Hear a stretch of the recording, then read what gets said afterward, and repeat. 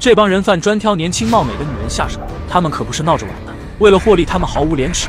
凡是被他们盯上的女人，都会被明码标价当成商品一样高价卖到国外。接下来带大家看一看，一些手无寸铁的薄弱姑娘们要如何反击歹恶的人贩。开局，一个金发碧眼的女人十分惊慌地在沙漠中被一辆车追着跑，汽车没有去路，她便下车追逐。可貌似金发已经跑了很远，体力早已透支，而她在慌乱的阵脚中失足扎在了树枝上。她所面临的正是人贩的追捕。这个不法团伙早已作案数起，但金发这时并没有放弃，反而拔出树枝，拿起一块石头，在男人没留神之际慢慢靠近他，并给他体验了一把石头和匕首带来的快乐，简直是大快人心。金发也是给自己争了口气，并对歹徒请君入瓮。然而这都是之后发生的事。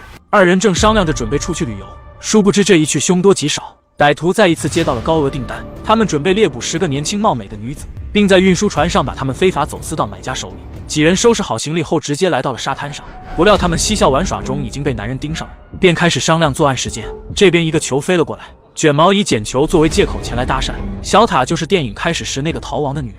二人被卷毛的热情拜访没有产生丝毫怀疑，还夸小塔是做模特工作的，从他的语气中听起来是个好人。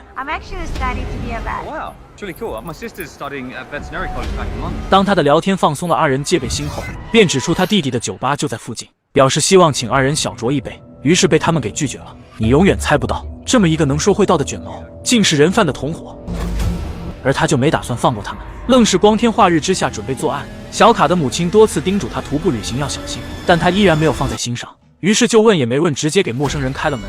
这边他被迷晕了，小塔放着音响愣是没听见，可半天不见闺蜜身影的他只好前去查看状况。没过2秒，他也成了釜底鱿鱼。所以千万不要认为这种案件不常发生就放松警惕，可见他们作案之娴熟，不但避之不及，且只是分分钟的功夫就被直接带走。路上不知开车跑了多远，二人被带到了歹徒中转窝点。一旦到达这里，可就由不得他们。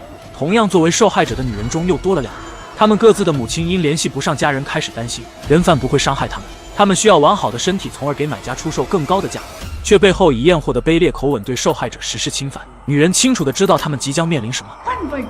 这时小卡才恍然大悟，她不但要面临闺蜜的遭遇，且之后被送到哪里还尚未可知。这个衣冠禽兽也拿到了自己的赃款，而秃头却琢磨要不要对他下手。接着又多了一位受害者，小卡让他冷静下来，因为这样并不会令歹徒同情。这边他们被警员拦车检查，可刚打开后备箱的男人直接惊呆，还没来得及应对就被歹徒抢先下手。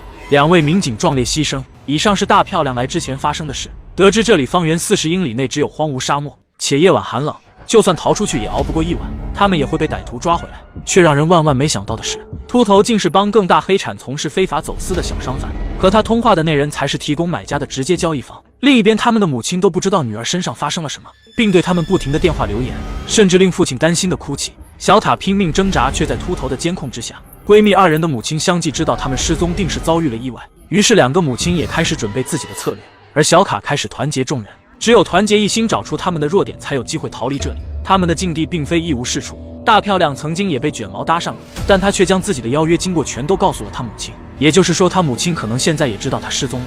而男人说的不远位置的酒吧，实际却在数英里之外。她不但和男人进去了，还跟他共进晚餐。I think I'm gonna have to go back after dinner. Is it okay if you drive me? 这纯真的妹子想法比长相要美。当她意识到自己的处境感到危机时，不用说那就是危机临近。之后她就被迷晕后送到了这里。其他好几个人也有类似遭遇，且都是落入同一个歹徒之手。更有女人独自走在偏远地区被罪犯直接行凶。经过了几人互相告知，他们终于知道这个秃头是个头目，而之前的一个女人因脸颊受伤后就会不被在意，便推断出只有商品才会被这样对待。人多力量大，这下他们就知道自己将面临什么，也好行余下之策。不想卷毛是个已婚之人，他背着家人在外作恶，竟是为了儿子的医疗费用，实在是可恨又可怜。隔天，小卡在通风口外捡到一节刺伤，同时女人也报了警，警方接受了调查。而卷毛实在对自己的做法很愧疚，就借着告别的理由告诉他们保持充足的睡眠，来应对接下来的航行，还给他们塞了一个纸条。当然，他的窃窃私语也被看门人阻止了。看来他也并非绝对恶人，这纸内包的东西怕不是令大漂亮昏迷的毒。警方也是很给力，整来一车人查案。目前接到报案就有5名年轻女性失踪，可遗憾的是依然没有他们的行踪，因为他们都是独自出行，连个导游都没有，就无从查起。当地餐馆也没查到大漂亮的任何线索，甚至连商店交易记录也没有。但这并不能阻挡警方严阵以待的调查。2人已经猜到航行的意思就是他们被卖到了海外。如今有一个计策，就是在他的鞋子里放进碎玻璃，可这个计策明显不太实用。这边秃头欲对小塔图谋不轨，他挣开束缚，用酒瓶反击了他，随后他直接逃了出来，也就来到了电影开始时的那个片段。但这一切却被小卡看到了，他看到有人开车追着自己闺蜜跑，大漂亮想到了办法，对付群狼就要用兔子做诱饵。二人蹲下来向他们讨罪，别说这招还真挺管用，并让他移开了摄像头。但没过多久，秃头就发现了摄像头不对劲，跑到酒喝的大漂亮转过身后，在酒里下了毒，男人直接中计并把毒酒给喝了，不一会儿他就晕了过去。他以为他喝大了，也就没在意。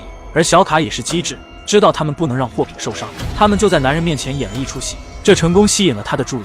当他打开牢房后，一个力气大的女人用刺绳解决了手段，这边二人还在悠闲，殊不知女人们已经逃了出来，但被秃头发现了。他们快速来到这里进行了拦截，可惜的是，一群姑娘叫声不小，却愣是对几个男人束手无策，还是被堵了回去。要我说，就不能使劲的挠他们吗？最后竟只有几人逃了出来，但也比一个没跑了不起。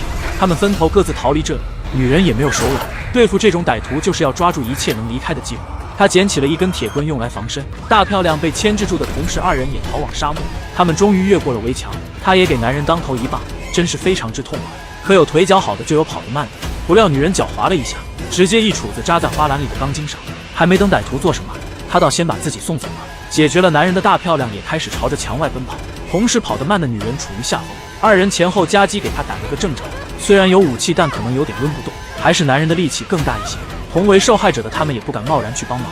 他被挟持住后，用尽力气咬断了歹徒手指，本应该抓住时机撒腿就跑，但他已经被吓乱阵脚，被男人一锤头送上了西天。看到这一幕的二人终于认清歹徒的真面目，并再次加紧了逃命的步伐。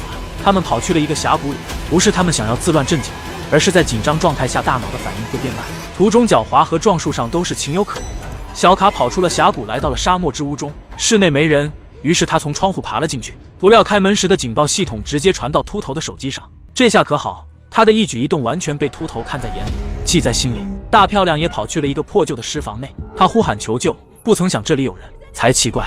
于是他没有放过每一个露天房间，并进行搜索。没想到奇怪还真发生在他身上，他便祈求这个乞丐般的男人，希望他施以援手救他一命。小卡并没有注意到摄像头还在这里吃了起来，也不知心得多大。人是铁饭是钢，不吃白不吃。大爷也听不懂他在说什么，以为他要的手机是水。他好心把他酝酿了许久时间焦黄的生命之水递给了他。饥渴的大漂亮一口闷后才发现有点酸酸咸咸，还带点苦，不太对劲，可能是大爷赖以生存的甘露，还是得指望自己啊。这时小卡才想起这里就是大漂亮曾经来过的地方，也就在现在他才注意到这个摄像头。他装上食物准备离开这里，但还是晚了一步，他们已经追来。他现在生死攸关，因为脸颊受伤的原因，导致他对人贩失去了价值，这让他成为众矢之的。两个男人开始进屋寻找，小卡也藏起来躲避二人的视线。他小心翼翼地开门，却把食物不小心掉了，也成功躲开了二人视线。结果机缘巧合，认为他可能逃跑了，歹徒就准备离开这里。小卡就在他们眼皮底下逃过了一劫，还真是有惊无险。然而气急败坏的秃头也是很不情愿的，给更黑势力的 boss 请了2天假，同时也斥责了只吃饭不干活的小弟们。但大漂亮也不知怎么想的，不在峡谷中行走，反而被路上的歹徒发现。他在二人追赶的同时藏进了一个洞穴内。小卡也不再退缩，并决定和他们斗智斗勇。峡谷不大，却蜿蜒崎岖，刚好有利于藏身。可他已经找到了这里。就在他捡起防身的石头，细微的动静被男人发现，他瞬间袭来，声音也传到了二人的耳中。女人的力气还是没有男人的大，3两下就让大漂亮处于下风。但小卡已悄悄地走了进来，趁他不留神给他封了一口。大漂亮很清楚补刀有多么重要，也就没有轻易放过大好机会。二人就这么逃了出来。看到此等场景的男人也追了过来，他们找到个角落躲避，他用望远镜来捕捉他们去向。此时的大漂亮慌得浑身发抖，反而小卡冷静地观察四周，去寻找可行之策。警方也终于查到了线索，就是在民警牺牲之时，卷毛竟在那时用受害者的手机给其亲属回了消息，目的就是为了让警方查到信号来源。这些也都是之前发生的事，也就是说警方早已在赶来的路上。那他们能赶在警方直升机到来前坚持到最后吗？大漂亮之所以如此害怕，是因为曾有过一段阴影，因为她的梳妆打扮竟被钱相好无理看管，还对她出手行凶，这已经构成了恐吓罪。这段阴霾让她决定再也不要活在别人的阴影下。说真的，穿得挺漂亮的，不用拘束。可秃头也发现了小卡在牢门上拿了个东西，他才知道自己被摆了一道。大漂亮希望小卡跟着他一起逃跑，这样天黑前兴许能跑到城镇，但小卡拒绝了，因为他同样也有一段阴影。7岁那年姐俩下水游泳，结果却发生意外，玩伴溺水身亡。他曾做过千百次相同的梦，梦见自己跳入水中搂着玩伴把他救上岸，可实际他为自己的逃跑而无法自拔。还记得小编同样也有一段阴影，他是我那位已故发小，最后一眼见他时，他早已在长江中间挣扎，当时我早已吓得腿软，自此以后再也没下过江。不说伤感的事了，言归正传，小卡跑去找父母是正确的选择。一个不到10岁的孩子根本无法抵御滔滔巨浪，而他现在有机会去挽救其他人，即使他现在逃跑也没有过错，但他却选择留下来救人，是个英雄。大漂亮则选择跑回去报警。独眼已经靠近了，他似乎发现了什么。就在二人分头行动的几秒后，小卡被他抓住，他还是揍不过男人。听见这种状况的大漂亮犹豫了，但他左思右想，还是善良取胜。而独眼上来就对一个柔弱女子一顿猛锤，实叫小卡防不胜防。他已油尽灯枯，光有救人之心怕是不够。就在男人即将下手时，多亏大漂亮及时赶到，才让小卡捡回一条命。他一杵子先封住独眼行动，于是乎小卡拿砖头给独眼捶背，两个女人下手也是真猛，这就让他的独眼凑成一对。这样的反击还是很痛快的。遇到生死攸关的特殊情况，女人有胆量去制止敌人，才能给自己搏一线生机。而卷毛的行为也被秃头发现了，怒气冲冲的秃头把他拍在沙滩上。同时小卡想到他们出行定有交通工具，而当时的小塔把男人解决后就开车跑了，但他已失血过多，中途就陷入了昏迷。如果找到这辆车，他们就有更大的机会。秃头愣是把卷毛扔进沙漠，随后在其背后把他送走。目前警方已经调查到那2位牺牲的民警，找到凶手也指日可待。可就在秃头幸灾乐祸之际，殊不知这一枪射歪了，卷毛也算是大难不死。途中他却提前看到那辆车，可惜小塔已无生机。转眼天色已深，警方准备行动，但寒冷的夜晚他们要如何抉择？